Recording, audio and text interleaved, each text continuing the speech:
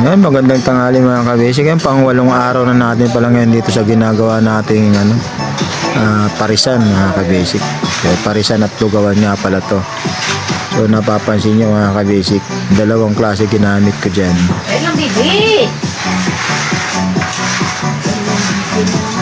Yung kabila mga kabisik, puting white skim coat ginamit ko kasi white finish lang yun. Itong kabila mga kabisik, gray. So ginamit ko dyan skim coat na gray kasi ang finish yan mga kabisik, cement finish yan. Yan na yan, pinaka finish yan mga kabisik. Hindi na natin yan pipinturahan, kundi papayaran na lang natin yan mga kabisik ng acrylic emulsion. So yan na yung design nila.